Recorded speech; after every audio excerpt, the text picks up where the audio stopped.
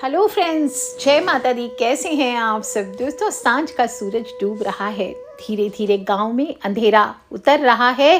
किसान अपने अपने बैलों सहित घरों को लौट रहे हैं। पूस की एक और बर्फानी रात आ रही है। आसमान पर तारे भी ठिठुरने लगे हैं। सर्द हवाओं का सितम और गरीबों को न कंबल न रजाई, एक अग्नि की है आस, एक गरीब की कहीं रुक रही सांस। दोस्तों, मार्गशीर्ष माह के समाप्त होते ही साल का 10वां महीना, पौष का काला महीना या पूस का महीना शुरू हो जाएगा। खर मास का प्रारंभ हो जाएगा। और कहते हैं कि असुर हिरण्यकश्यप को वरदान था कि उसकी मृत्यु 12 मासों में से किसी भी माह में नहीं हो सकती। इसलिए भगवान विष्णु ने उसके वध के लिए विशेष रूप से इस मल मास की या खर मास की रचना की। ज्योतिष दृष्टिकोण की जब हम बात करें तो जब सूर्य देव का गुरु या बृहस्पति देव की राशि धनु या मीन राशि में परिभ्रमण होता है यानी गोचर होता है, तो ये समय खर मास, पूस का महीना या काली रात कहलाती है। इस समय सूर्य कमजोर स्थिति में होते हैं। क्योंकि बड़ी रोचक सी कथा आती है। मार्कंडेय पुराण की कथा है कि भगवान सूर्य देव ने अपने 7 घोड़ों के रथ पर सवार होकर लगातार ब्रह्मांड की जब परिक्रमा कर रहे थे, उन्हें कहीं भी रुकने की इजाजत नहीं थी, क्योंकि उनके रुकते ही जनजीवन ठहर जाता। लेकिन जो घोड़े उनके रथ में जुड़े हुए थे, वे लगातार चलने के कारण और विश्राम नहीं मिलने के कारण भूख प्यास से बहुत थक गए। उस समय हेमंत ऋतु थी। घोड़ों का मुख बार बार सूख रहा था और उनकी इस दयनीय दिशा को देखकर सूर्य देव का मन भी द्रवित हो गया। तब सूर्य देव को अपनी प्रतिज्ञा का स्मरण हो आया कि वे अपनी इस अनवरत चलने वाली यात्रा को कभी विश्राम नहीं लेने दे सकते। तब विचार करते हुए सूर्य देव रथ को आगे बढ़ा रहे थे। उन्हें तालाब के पास 2 गधे दिखाई दिए। उनके मन में विचार आया कि जब तक उनके रथ के घोड़े पानी पीकर विश्राम करते हैं, तब तक इन दोनों खरों को रथ में जोतकर आगे की यात्रा कर लेंगे। ऐसा विचार कर सूर्य ने अपने सारथी अरुण को उन दोनों खरों को घोड़ों के स्थान पर जोतने की आज्ञा दी। घोड़ों को पानी पीने के लिए जाने दिया और सूर्य देव ने उन गधों को अपने रथ में जोड़कर आगे की यात्रा पर निकल गए। इस तरह सूर्य देव ने अपनी यात्रा जारी रखी। लेकिन जब अब घोड़ा घोड़ा होता है और गधा गधा, तो रथ की गति धीमी हो गई। फिर भी जैसे तैसे 1 मास का चक्र पूरा हो गया। तब 1 महीने के बाद सूर्य देव उसी तालाब के निकट पहुंचे तो देखा कि उनके घोड़ों की थकान गायब हो गई है और वे पानी पीकर पुनः यात्रा के लिए तैयार हो गए। उन्होंने अपने 7 घोड़ों को जोड़कर आगे की यात्रा प्रारंभ की। इस तरह से हर वर्ष यह क्रम चलता रहता है और हर सौर वर्ष में एक सौर मास खर मास कहलाता है। देखा जाए तो प्रतीकात्मक रूप से कोई भी मांगलिक कार्य के लिए सूर्य और बृहस्पति दोनों का बलिष्ठ होना जरूरी है। इसलिए जब ये दोनों क्षीण हो जाते हैं तो मांगलिक कार्य जैसे शादी विवाह, मुंडन कार्य, गृह प्रवेश आदि शुभ कार्य रोक दिए जाते हैं। विशेष रूप से कहते हैं कि इस दौरान शादी करने से वैवाहिक सुख की प्राप्ति नहीं होती और खर मास में कोई भी मांगलिक कार्य नहीं होता। सिर्फ विवाह ही नहीं, गृह प्रवेश हुआ, मुंडन हुआ, नई गाड़ी खरीदना हुआ, नामकरण हुआ, विद्या आरंभ हुआ, कान छेदना हुआ, अन्नप्राशन हुआ, चौल कर्म हुआ, उपनयन संस्कार यानी मुंडन आदि, वास्तु पूजन, मांगलिक कार्य कोई भी हो अवर्जित बताए गए हैं। यहाँ तक कि गरुड़ पुराण में तो खर मास में प्राण त्यागने पर सद्गति नहीं मिलती, ऐसा भी कहा गया है। इसलिए महाभारत के युद्ध में भीष्म पितामह ने अपने प्राण खर मास में नहीं त्यागे थे। उन्होंने सूर्य के उत्तरायण होने का इंतजार किया था। इस अवधि में नए व्यापार हो, नए प्रोजेक्ट हो, किसी भी बड़े उद्यम की शुरुआत करने से भी बचना चाहिए। खर मास को रुकावट का समय माना जाता है। इस दौरान शुरू किए हुए गए कार्यों में सफलता नहीं मिलती, क्योंकि सूर्य की स्थिति कमजोर हो जाती है और इसके प्रभाव से कार्य में विघ्न आते हैं। लेकिन मीन मास में भक्ति करनी चाहिए, साधना उत्सव का क्रम जारी रहना चाहिए और उन्नति हो, तप हो, आध्यात्मिक साधना का अवसर है। कई जगहों पर पौष माह को छोटा पितर पक्ष भी माना जाता है, क्योंकि इस महीने में पितरों की शांति के निमित्त आप पिंडदान कीजिए, तर्पण कीजिए, दान कीजिए। ये सभी बहुत श्रेष्ठ कहलाते हैं। इस दौरान विष्णु भगवान की पूजा करनी चाहिए, सूर्य भगवान की पूजा करनी चाहिए, गौ दान करना चाहिए, ब्राह्मणों की सेवा करनी चाहिए, खास करके किसी भी प्रकार का ब्राह्मण भोजन हो, संतों का भोजन हो, संतों को दान दक्षिणा, गर्म वस्त्र देना, कंबल, शॉल, हीटर आदि का दान करना, उनको कई गुना अधिक फल मिलता है। आपको इस दौरान नए अन्न, घी, गुड़, तिल और सोने जैसे या फिर वस्त्र का दान आदि करना श्रेष्ठ रहता है। उपवास करें, तपस्या करें, मनुष्य के पापों का नाश होता है। ध्यान और योग द्वारा आत्मिक शांति मिलती है। इस माह में कैसे करेंगे ये सब? ज्यादा से ज्यादा नाम जप करें। किसका नाम जप करें? अपने गुरु मंत्र का जाप करें, अपने इष्ट के मंत्रों का जाप करें और सुबह सुबह सूर्य उदय से पहले उठ करके अपने नित्य कर्म से निवृत्त हो जाना चाहिए और यथासंभव विष्णु भगवान के नामों का जाप करें, इष्ट का गुरु मंत्र का जाप करें और गायत्री मंत्र का जाप कर सकते हैं। ओम भूर्भुवः स्वः तत्सवितुर्वरेण्यम भर्गो देवस्य धीमहि धियो यो न प्रचोदयात्। कोई भी वैदिक मंत्र आप ले सकते हैं। श्रीमद् भगवद गीता का पाठ कर सकते हैं। विष्णु सहस्त्र नाम का जाप करें।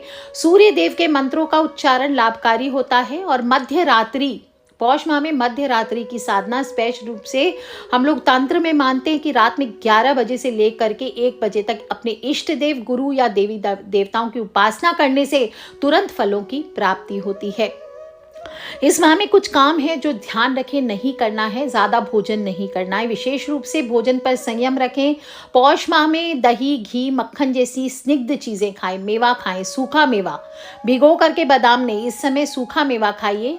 खाने में ज्यादा से ज्यादा अजवाइन हो, लौंग हो, अदरक हो, इसका सेवन कीजिए। बैंगन हो, मूली हो, मसूर की दाल, फूलगोभी, उड़द की दाल, ये नहीं खानी चाहिए। नमक कम खाएं। ज़रूरत से ज़्यादा भोजन ना करें। तामसी भोजन से दूर रहें। दूसरों का भोजन ना करें।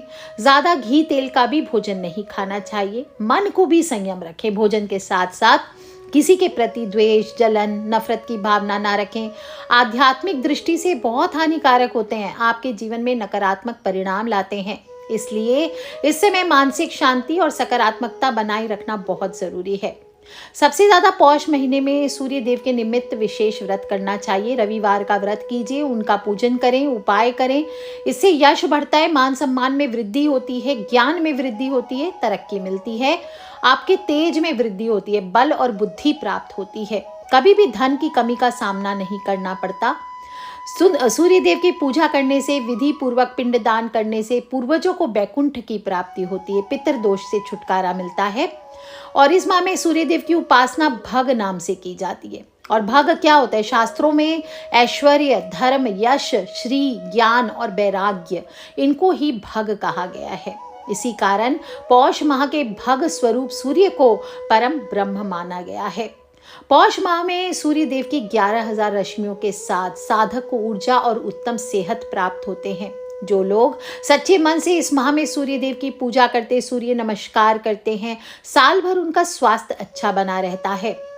और इसके लिए क्या करना है? विशेष आपको फल प्राप्त हो तो प्रतिदिन आपको सूर्य देव को जल अर्पित करना है।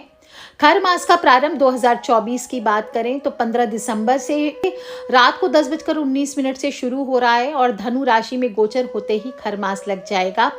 पूरे 30 दिन कंकाली रातों के साथ खर मास का समापन मकर संक्रांति के दिन यानी 14 जनवरी को पूरा हो जाएगा। तो ये 1 महीने में क्या करना है? सुबह सुबह तीर्थों में स्नान करना है, घर में स्नान करना है, एक तांबे के लोटे में या पात्र में जल भर लेना है, उसमें 1 चुटकी केसर या लाल चंदन या कुमकुम डाल लीजिए, जो भी आपके पास अवेलेबल है।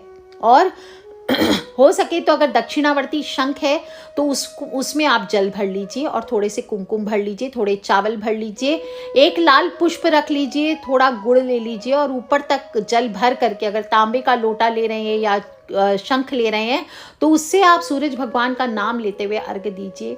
ओम आदित्याय नमः, ओम भास्कराय नमः, ओम सूर्याय नमः, ओम भूर्भुवः स्वः तत्सवितुर्वरेण्यं भर्गो देवस्य धीमहि धियो यो नः प्रचोदयात्। इस प्रकार से आप जल दे करके आप अर्पित करें। और फिर यश वृद्धि हेतु एक मिट्टी के बर्तन में कपूर और केसर, साथ में 1 चुटकी केसर नहीं हो तो आप जावित्री भी जला सकते हैं, और जावित्री भी नहीं हो तो आप थोड़ा सा लाल चंदन का पाउडर भी जला सकते हैं। इस प्रकार से, या सिर्फ कपूर जलाइए और इससे आप सूर्य देव को धूप दें। इससे धन, यश, सौभाग्य, जो विशेष रूप से स्टूडेंट्स हैं वो इस माह में सूर्य को अर्घ्य देंगे तो सभी कंपटीशन आप क्लियर करेंगे, आपको विद्या प्राप्त होगी, ज्ञान की प्राप्ति होगी। ओम आदित्याय नमः इस मंत्र का 108 बार जाप कर सकते हैं, आदित्य हृदय स्तोत्र का पाठ कर सकते हैं। और कुछ भी ना करें, आप पूजा पाठ में कोई इंटरेस्ट नहीं है, मन नहीं लगता, तो चुपचाप सूर्य की रोशनी में बैठ करके आप थोड़ी देर ज़रूर समय व्यतीत करें।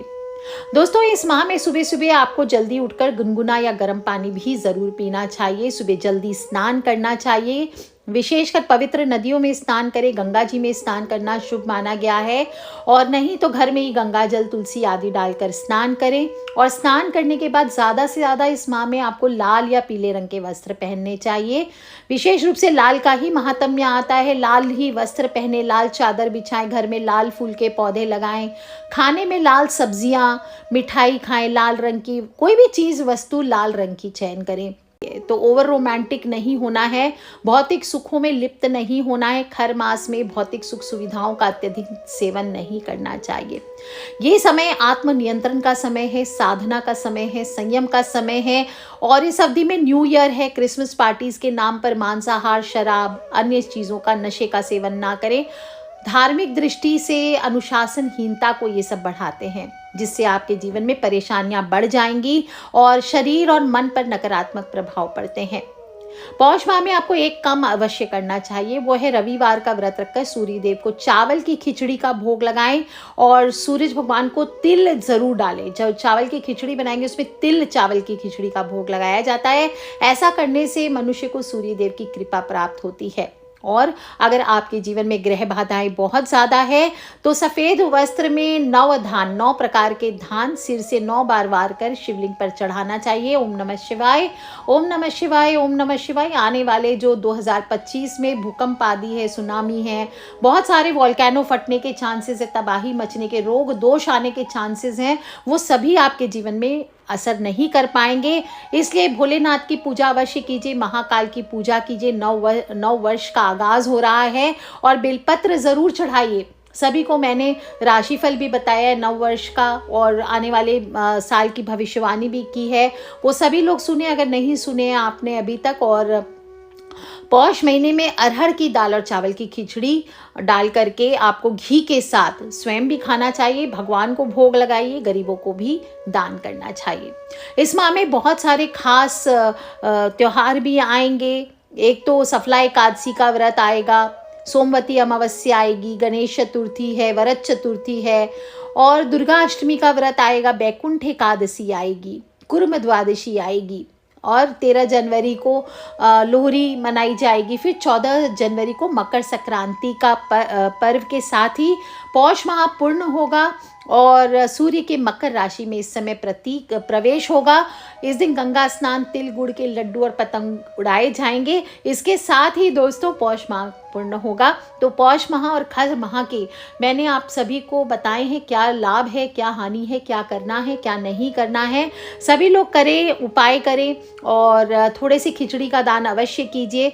बहुत ही लाभकारी पुण्य संचय का महीना है, तो स्वयं भी लाभ उठाएं और अपने फ्रेंड्स, फैमिली, मम्मी पापा, भाई बहन, बच्चे सभी लोगों से छोटे छोटे इन्फॉर्मेशन जो शेयर करती हूँ शेयर करते रहा करें, क्योंकि हमें नहीं पता कौन सा उपाय कब किसकी लाइफ बदल दे। So love you all friends. अच्छा, इस माह में आपको पीपल और तुलसी का पूजन भी अवश्य करना चाहिए, अर्घ्य ज़रूर देना चाहिए। जिस प्रकार मैंने बताया, लाल चंदन डाल करके, थोड़ा सा 1 चुटकी या केसर डाल करके आप अर्घ्य दीजिए। ये भी बड़ा लाभकारी होता है, इससे कर्ज भी उतरता है। तो धन की समस्या हो, आर्थिक समस्या हो तो वो भी दूर होते हैं। और ज़्यादा से ज़्यादा सूर्य देव के मंत्रों का जाप करें, ग्रहों के मंत्रों का जाप करें। जो भी आपके ग्रह कमज़ोर हैं उसके मंत्रों का जाप करें, अपने गुरु मंत्र का जाप करें। आज के लिए इतना ही दोस्तों। और गुप्त नवरात्र का भी धीरे धीरे आगाज़ हो रहे हैं, तो साधना का समय है, साधना के रजिस्ट्रेशंस स्टार्ट हो रहे हैं। तो सभी लोग जो साधना करना चाहते हैं गुप्त नवरात्र में, बहुत कम समय रह गया है, तो अपने अपने नाम आप दर्ज करा लें। जो स्क्रीन पर नंबर दिए जा रहे हैं गुप्त नवरात्र के, उसमें आप अपनी रजिस्ट्रेशन करा लीजिए। चाहे आप अपने वहाँ बैठे साधना करना चाहते हैं या आश्रम में करवाना चाहते हैं, दोनों सुविधा उपलब्ध कराई जा रही है। तो आज के लिए इतना ही दोस्तों। खिलखिलाते रहे, मुस्कुराते रहे। और विशेष रूप से एक आप सभी को सूचना देती हूँ, 28 दिसंबर को वापस मैं ऑस्ट्रेलिया की ओर प्रस्थान कर रही हूँ। तो भारत में नहीं मिलूँगी तो अपॉइंटमेंट्स बंद रहेंगे, तो सभी लोग इस चीज़ को लेकर के अपसेट ना हो। मैं आप सबसे जुड़ी रहूँगी और आप सभी के कष्ट कटते रहें इसी सच्ची मनोकामना के साथ। आज के लिए इतना ही। Take care friends, love you all. जय माता दी, बम बम भोलेनाथ की जयकारा, शेरा वालिदा बोल, सांचे दरबार की जय। बोलिए हर हर हर महादेव शंभो।